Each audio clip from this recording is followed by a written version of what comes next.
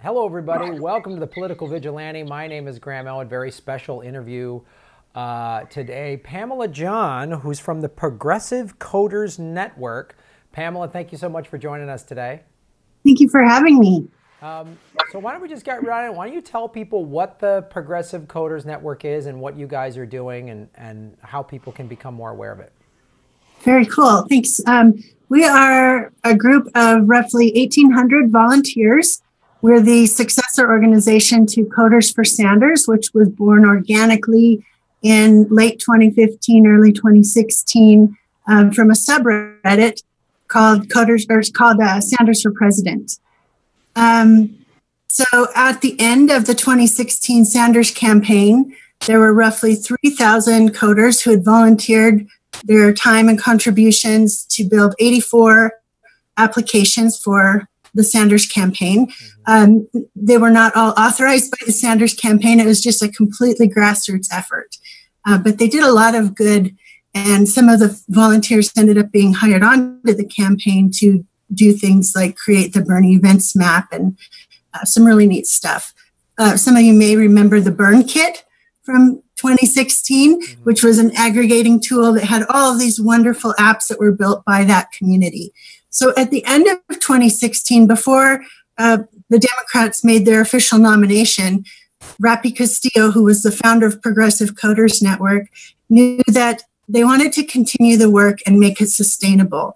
They saw the power of grassroots volunteerism and especially open source coding to reduce the impact of big money in politics. Yeah. So what happened after 2016 was Rapi started Progressive Coders Network. Many of those volunteers came and joined from Coders for Sanders.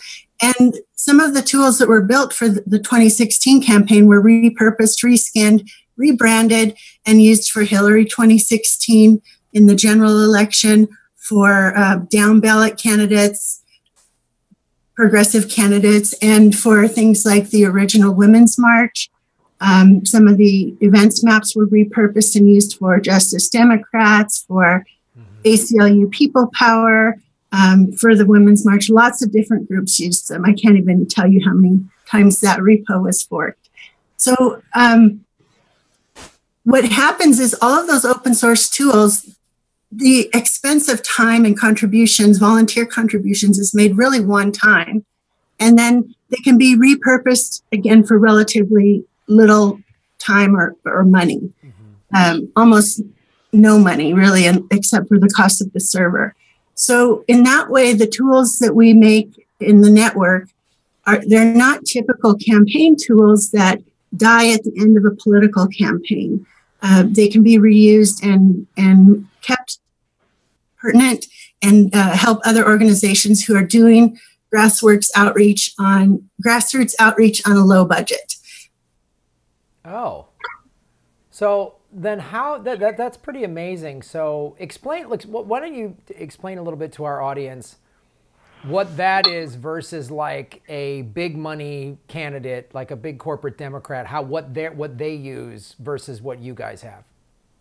Corporate politicians have the benefit of a big structure and a big money machine to back them up and to support their work and their effort to get elected. Candidates who want to challenge an incumbent or who want to work outside of the establishment have a more difficult time because they don't have the financial backing. They don't have these huge teams of support people who are employed, solely to support that campaign. In a establishment campaign, the campaign tools that are built are usually proprietary. That information is kept private, and tools are built very quickly, and they have a very short shelf life. At the end of the campaign, the tools are dead. All that effort and time and money that was spent is kind of over. So what's different about the tools built at ProgCode is we try to offer a support network to people who don't have that establishment backing, who don't have that huge network of employees at their beck and call. Okay. So then how could somebody, let's say, who's just deciding to run and they want to maybe, primary a corporate Democrat or something like that, how could they use the Progressive Coders Network? Well, this is where it gets interesting. We are a non-hierarchical organization. We take our marching orders from the ground up. Back in late 2016, early 2017, the community voted to no longer participate in electoral politics. We had a decision to make as to how to sustain ourselves moving forward.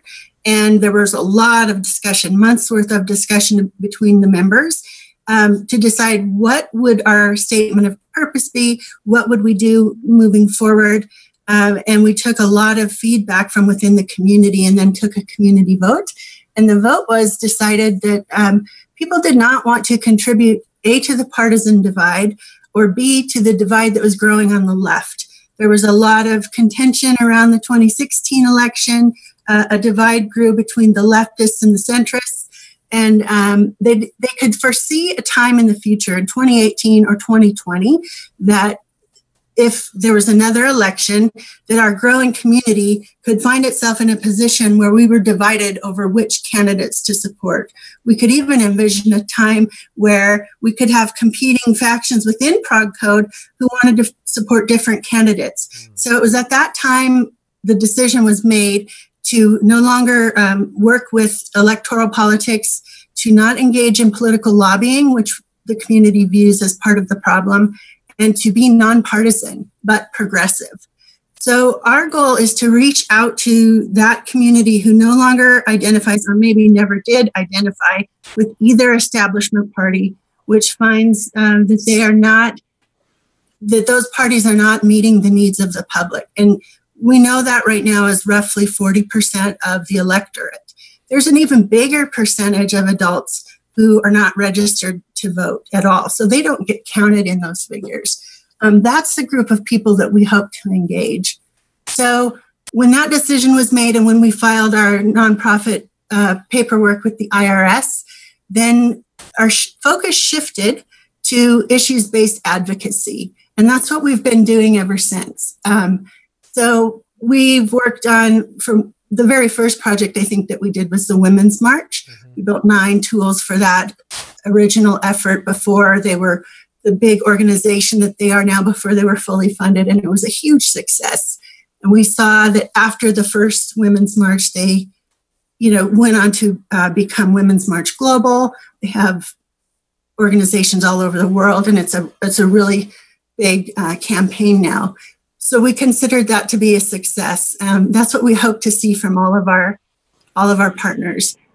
Some of the other types of efforts that we work on are net neutrality, immigrant rights, labor rights. We've got a couple of really neat tools that were built in our network to support organizing for workers' rights, unionizing, and that sort of thing in a more secure environment than Facebook or some of these other social media applications. Okay, so that's great. Thank you for clarifying that. So then what does somebody do who's watching this who wants to either get involved with your organization? Maybe they're a coder, or maybe they just want to donate money or time or something. And also then what would somebody that is in one of these organizations or causes or movements that could use your help, what would those two groups do?